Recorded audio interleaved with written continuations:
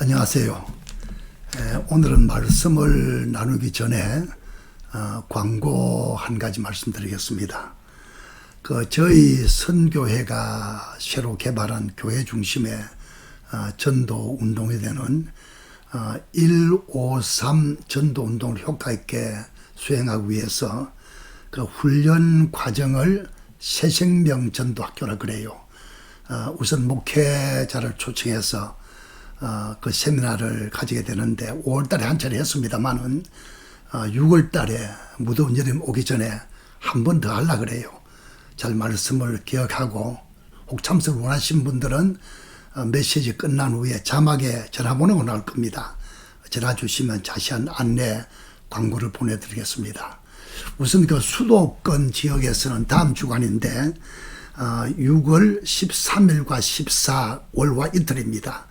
10시 반에서 오후 4시까지 또 같은 주제로 부산 영남 지역 세미나는 경상남도 김해에서 덕정리 교회에서 6월 16일 17일 다음 주 목요일과 금요일이 되겠습니다. 역시 오전 10시 반에서 4시까지인데 주로 이 목회자, 사모, 선교사, 복음사역자 누구든지 등록비 없이 간단한 절차만 가지고 참여할 수 있으니까 연락 주시면 고맙겠습니다.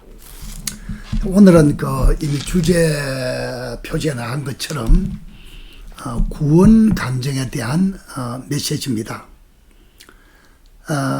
우리의 믿는 자 삶을 돌아보면 저도 그렇고 여러분도 그렇고 한 발자국도 하나님의 은혜 없이는 살 수 없는 사람들입니다. 은혜가 너무너무 중요하잖아요. 제가 얼마 전 어떤 책을 보니까 은혜는 성경 속에 가장 중요한 주제가 아니고 은혜는 성경 전체다. 이렇게 말한 걸 봤어요. 참 의미 있는 말인데 그러니까 성경 속에 가장 주제는 말도 맞기는 맞습니다만 어떻게 보면 은혜가 성경 전부가 하나님의 은혜입니다. 이 은혜를 주님 주신 은혜를 우리가 받았을 때 말을 통해서 이 밖으로 나누잖아요. 누구에겐가 나눔으로 하나님께 영광을 돌리고 또 듣는 사람의 하여금 함께 은혜를 누리게 하는 그런 축복을 갖게 되는 것을 간증한다. 영어로 테스티모니 그렇게 말해요. 근데 크게 말하면 이 간증에는 두 가지가 있겠습니다. 구원 간증, 축복 간증. 구원 간증은 사람마다 표현은 다릅니다만은 딱 한 가지입니다. 한 번 구원받았으니까 과거 언젠가 믿음으로 은혜로 구원받았으니까. 그리고 축복 간증은 아마 여러 가지가 될 겁니다. 기도 응답을 받았다든지 또는 질병 치유를 받았다든지 또는 문제가 해결되었다든지 가정과 자녀가 은혜 속에 복을 받았다든지 어쨌든 이런저런 삶의 전부 구석구석에 주님께서 주신 은혜를 축복 간증이라 그래요. 크게 말해서 그러나 구원 간증은 아까 말한 것처럼 사람마다 표현은 다를 수가 있어요. 인용하는 성경 구조를 따라 다를 수 있습니다만은 사람마다 한 가지밖에 없어요. 오늘은 구원 간증에 대해서 말씀을 드릴 텐데 여러분도 일상생활에 이 간증을 나눔으로 다른 사람께 큰 병제가 되게 하고 또 전도할 때 이걸 사용하게 되면 너무너무 좋을 겁니다. 우리 목회자 여러분들도 교인들께 이걸 가르쳐서 천 교인들이 확실한 복음 위에 서서 구원받은 감사와 감격을 가지고 이걸 간증할 수 있는 그런 은혜가 넘치는 성도마다 교회마다 간증이 흘러넘치는 그런 삶의 복이 되시기를 간절히 바랍니다. 제가 전에 말씀 이 책을 중심으로 해서 영적 성장 전도하는 제자 책 속에 있는 내용입니다만은 이 책을 중심으로 제가 말씀을 드리겠습니다. 먼저 성경 하나 볼까요? 베드로전서 3장 15절입니다. 같이 보십시다. 너희 마음에 그리스도를 주로 받아 예수 믿고 구원받았다 그 말입니다. 거룩하게 하고 너희 속에 있는 소망에 관한 이유를 묻는 자에게는 대답할 것을 항상 준비하되 온유와 두려움으로 하고. 베드로전서 3장 15절이죠. 여러분 절 보세요. 그러니까 예수님을 확실히 주로 받은 사람, 제가 늘 말합니다마는 온전한 속죄 부활 생명, 그 복음을 듣는 중에 성령님이 깨달아주고 믿어지게 해요. 믿음으로 고백을 해요. 그 받은 바에 대한 확신을 가지고 언제 어디서나 간증을 나눌 만한, 누가 물었을 때 분명한 대답을 할 수 있는 것을 항상 준비하고 살아라. 이게 주님의 뜻입니다. 그 구원 간증에 대해서 지금 말씀을 드리고 있는데, 구원 간증의 의미를 내가 이 책에 있는 것을 똑똑 불러드릴 테니까 필요하면 메모도 하시면서 한번 생각해 봤으면 좋겠어요. 구원 간증의 의미, 하나님의 은혜로 받은 구원을 입으로 고백함으로. 맞지요? 하나님의 은혜로 구원받은 것을 입으로 고백함으로 듣는 사람으로 하여금 구원하시는 하나님의 은혜에 대하여 함께 기뻐하고 감사하도록 하며, 입으로 신하고 고백할 때, 간증할 때 함께 듣는 사람들이 같이 기뻐하잖아요. 또 하나님께 영광을 돌릴 수 있잖아요. 그 다음에 보면 아직 구원받지 못한 사람으로 하여금, 혹 그 간증을 듣는 사람들이 아직 구원받지 못한 사람이라면 구원에 대한 관심을 갖게 하여 구원받도록 격려하는 것입니다. 물론 구원은 하나님께서 하십니다. 100% 성령 역사입니다. 하지만 내가 받은 구원을 확실하고 간결하게 간증함으로 말미암아 혹 교회에 나오지만 구원받지 못한 사람이 있다면, 더구나 교회 밖의 사람들, 불신자 속에서 무엇인가 모르게 가벼운 충격을 받아서 나도 구원받았으면 좋겠다, 그런 마음을 불러일으켜서 구원받도록 도움을 준다는 그 얘기입니다. 이 구원 간증이 얼마나 아름다운 간증이고 주님께서 기뻐하시겠습니까? 간증의 순서 한번 적어보세요. 참고로 사도행전 26장이 아그리빠 왕 앞에서 재판받는 중에 한 바울의 신앙 간증입니다. 신앙 고백입니다. 사도행전 26장 중심으로 해서 정리를 해본 것인데 7가지 순서가 될 텐데 뭐 절대적으로 이렇게 해야 되는 그런 말 아닙니다만은 이런 순서를 가지고 간증문을 써본다든지 간증 연습을 해보면 훨씬 다듬어지고 효과적으로 매끄럽게, 더 은혜스럽게, 또 상대방의 부담 없이 간증을 듣고 함께 은혜를 누리게 될 겁니다. 첫 번째는 인사. 뭐 당연하죠. 뭐 간단히 안녕하세요, 제가 잠깐 말씀을 드릴게요, 뭐 기타 등등. 둘째는 구원받기 전의 상태.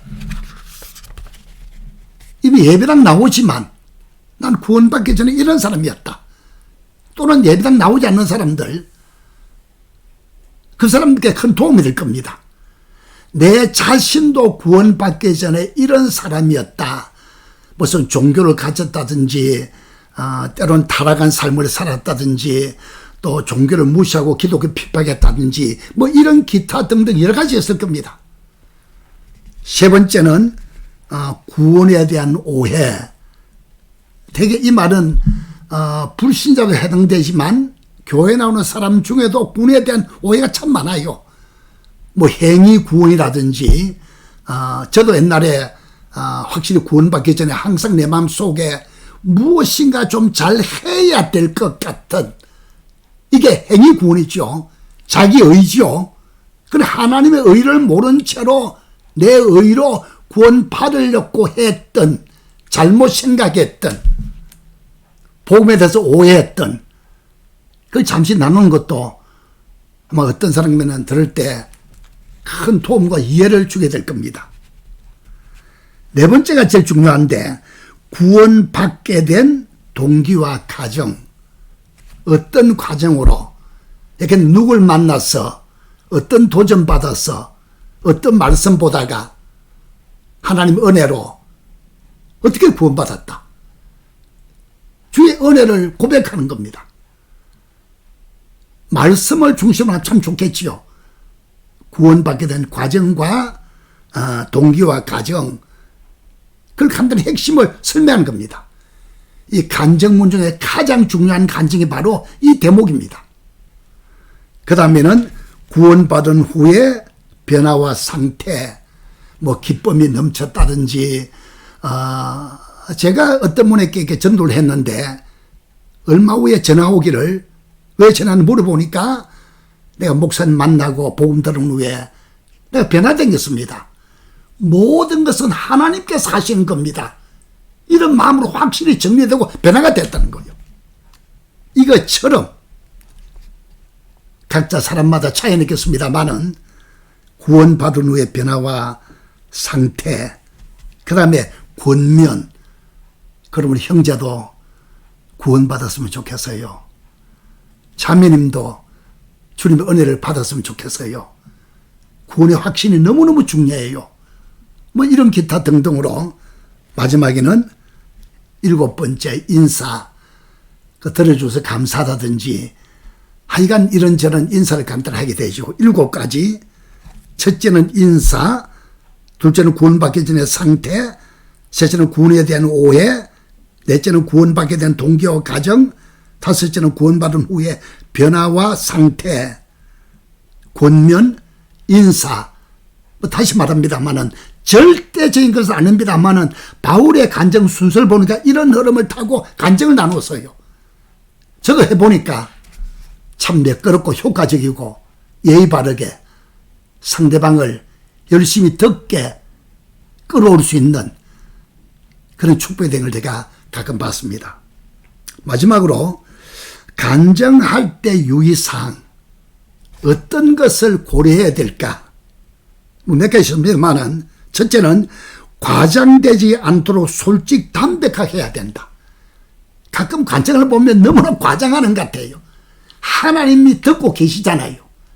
그러므로 억지로 상대방에게 감동을 주려고 과정한다든지 부풀린다든지 그건 좋지 않아요. 두 번째는 듣는 사람께 덕이 되도록 해야 된다. 혹시 과거에 무슨 죄를 지었다는 걸 얘기할 때 너무 솔직히 그걸 말함으로 듣기 민망하다든지 또 다른 사람께 오해나 문제 일으키면 그건 절대로 안 돼요. 덕이 되도록 조심스럽게. 세 번째는 가능한 대로 성경 말씀을 인용하는 것이 좋습니다. 특별히 구원받는 과정은 혹시 성경 구절이 있다면 뭐 반드시 있어야 되는 건 안 합니다만은 혹시 특별한 성경 구절 때문에 결정적인 감동을 받았다면 제 같은 경우는 에베소서 2장 8절입니다. 은혜를 인하여 믿음으로 말미암아 구원을 얻었나니 하나님의 선물이다 등등 구절 인용도 상대방께 큰 도움이 될 줄로 생각됩니다. 그 다음 네 번째는 시간은 융통성 있게 해야 돼. 대개 5분 내지 10분이 좋습니다. 이건 개인적인 권면입니다. 또 너무 길게 하면 지루할 수가 있고 또 우리끼리 말로 좀 주책 없이 볼 수도 있지 않습니까? 상대방을 지루하게 만들면 안 되잖아요. 한 5분에서 10분 정도 뭐 7, 8분이나 어쨌든 간에 적절하게 분위기를 봐서 듣는 사람 표정을 살펴가면서 좀 적당한 시간을 사용하는 게 좋다고 생각해요. 여러분 모든 것이 그렇습니다만은 너무 길게 하고 지루하게 해버리면 재미가 없잖아요. 설교도 마찬가지입니다. 이런 농담이었어요. 설교를 짧게 하는 자는 복이 있나니 또 초청을 받을 것이요. 뭐 진행하는 농담에 불과합니다만은 그 시간을 잘 조절해서 분위기에 알맞게 또 상대방을 배려하면서 시간 사용해 좋겠다 그 얘기죠. 다섯 번째 마지막으로 자신의 자랑이 되지 말고 하나님께 영광이 도록 해야 된다. 자기 자랑이 되면 안 돼요. 그럼 예를 들어서 주어를 내가 하는 것보다는 하나님께서 이게 좋아요. 예를 들면 내가 구원받았다. 내가 은혜 받았다.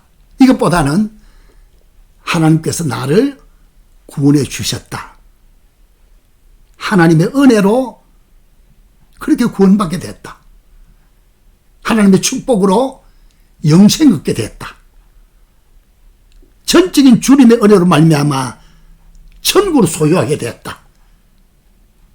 그러니까 주어를 가능하면 나를 주어로 하지 말고 하나님을 주어로 삼는 성부, 성자, 성령 주어로 삼는 것이 마음을 주님께 집중시키잖아요.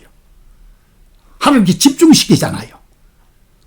그런 차원에서 항상 자기 자랑이 되지 말고 하나님의 영광이 되는 실제로 우리 하트 자체도 마음 자체도 온유 겸손 이게 주님의 뜻입니다. 마음만 그럴 뿐만 아니고 말의 표현도 듣는 사람을 배려하고 앞뒤를 살피면서 마음의 부담을 느끼지 않고 자연스럽게 들을 수 있도록 또 하나님 중심으로 주어를 주님을 하는 이 방법이 좋을 줄 생각됩니다.